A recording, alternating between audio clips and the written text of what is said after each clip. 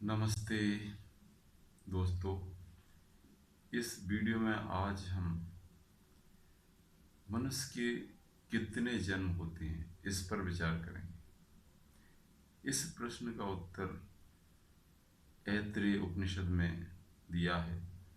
ऐत्रेय उपनिषद के अध्याय 2 में मनुष्य के जन्मों के बारे में विवरण किया है कि मनुष्य के वास्तव में कितने जन्म होते हैं। तो ये तो शायद हमने किसी ने सोचा भी नहीं था। हम तो ये जानते हैं कि मनुष्य का एक ही जन्म होता है, लेकिन उपनिषद हमें ये बताती है कि वास्तव में मनुष्य के 3 जन्म होते हैं। अच्छा, इस पर देखें कि वो 3 जन्म किस प्रकार से होते हैं। तो इस उपनिषद के अनुसार ये बताया है कि जैसे सबसे पहले क्या होता है कि मनुष्य जब अन्न ग्रहण करता है तो अन्न से रेतस बनता है, यानी वीर्य बनता है। अच्छा, वो कहाँ से आता है? वो एक्चुअल क्या होता है कि वर्षा होती है। वर्षा जब फसल पर पड़ती है तो उस वर्षा से फसल पैदा होती है, फसल से अन्न पैदा होता है। वो अन्न जब मनुष्य खाता है, पुरुष खाता है, तो उससे उसके शरीर में वीर्य यानी रेतस बनता है। तो सबसे पहले तो पहला जन्म जब पिता अपने पत्नी के गर्भाधान करता है तो उसके द्वारा मनुष्य के गर्भ में जब आता है कोई भी उसका कोई भी जीव जो गर्भ में आता है तो उसका पहला जन्म होता है। उसका पहला जन्म होता है जब किसी माता के गर्भ में आता है पिता के द्वारा। तो ये तो पहला गर्भ, क्योंकि उसने संसार में अपना पहला स्थान बना लिया। क्योंकि अभी तक तो भटक रहा था, अभी इंतजार कर रहा था, किसी प्रतीक्षा में था वो जीव। तो इस तरह से उसने एक माँ के गर्भ में स्थापन कर दिया। इसके पश्चात जब वो माँ के गर्भ में 9 महीने तक रहता है, 9 महीने तक उसकी देखभाल होती है। माता पिता उसकी देखभाल करते हैं, माता उसका पोषण करती है। और 9 महीने के बाद उसका फिर दूसरा जन्म होता है। जब वो संसार में आता है, माँ के गर्भ से बाहर निकलता है, उसका वह दूसरा जन्म होता है। जिसको हम पहला जन्म समझ रहे थे, वास्तव में वो दूसरा जन्म होता है। तो दूसरा जन्म होने के पश्चात फिर उसके जात कर्म संस्कार होते हैं। उपनयन, अन्नप्राशन, यज्ञोपवीत, विद्यारंभ, विवाह संस्कार। और इसके पश्चात विवाह संस्कार के बाद उसके और पुत्र पैदा होते हैं, उत्पन्न होते हैं। और अपने संसार के कामों को करता हुआ पूरे कर्तव्यों का निर्वहन करता है। माता पिता की सेवा करता है, गुरुजनों की सेवा करता है, और अपने तीनों ऋणों को चुकाता है: देव ऋण, पितृ ऋण और गुरु ऋण।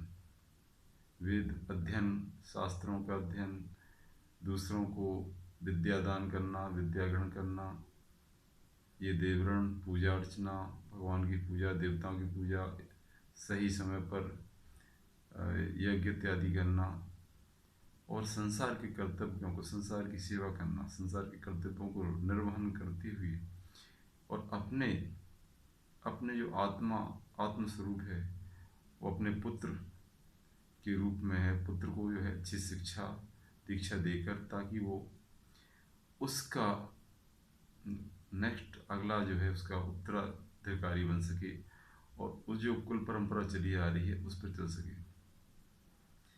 तो फिर इसके बाद वो पूरी आयु करके और मृत्यु को प्राप्त होता है। मृत्यु को प्राप्त होने के बाद अपने कर्मानुसार अगला जो जन्म, अगली किसी भी योनि में जन्म मिलता है, उसको तीसरा जन्म कहते हैं जीव का।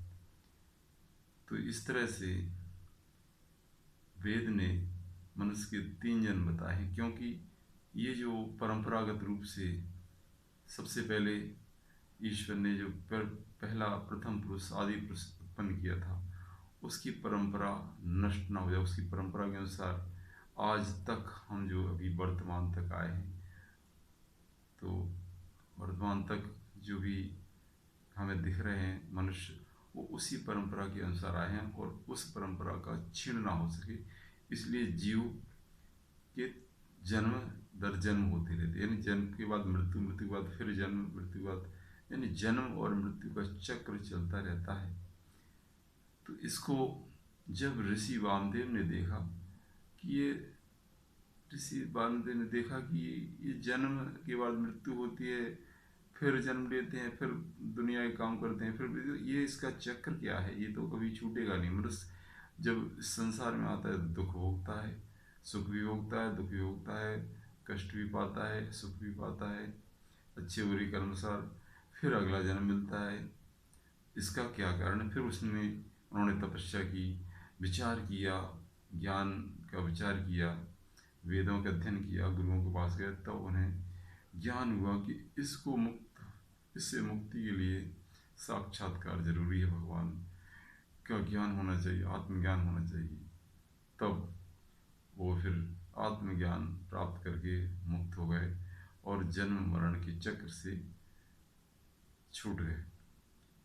तो यही संभवतः इस उपनिषद का उद्देश्य है कि मनुष्य वास्तविकता समझे और जो जीवन मरण के चक्र से छूटने का ही उसका अंतिम उद्देश्य होता है।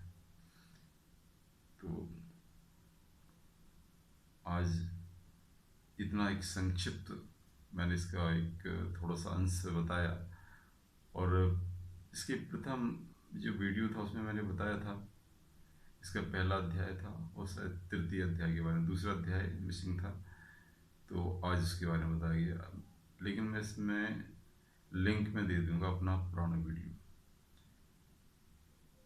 तो उपनिषद के गहरे समुद्र में गोता मारकर जो ज्ञान की अनमोल मोती मिलते हैं, मैं कोशिश करता हूँ कि उसमें से अपनी जितनी भी मेरे में बुद्धि है उसके अनुसार प्रस्तुत कर रहा हूँ। आशा है आपको अच्छा पसंद आएगा। प्लीज़ अगर अच्छा लगे तो लाइक कर दीजिए और सब्सक्राइब जरूर कर दीजिए, क्योंकि सब्सक्रिप्शन बढ़ने से वीडियो की रीच बढ़ती है और वीडियो जिंदा रहते हैं, और ज्ञान मैं आपको पहुंचाता रहूँगा। और अगर एक ज्ञान कुछ किसी को थोड़ा सा बोरियत सा लगे तब भी कोई बात नहीं, क्योंकि ज्ञान की बातें अगर बोरियत भरी हैं वो भी कल्याण करने वाली हैं। इसके साथ ही आपसे विदा लेता हूँ। जय हिंद, जय श्री राम।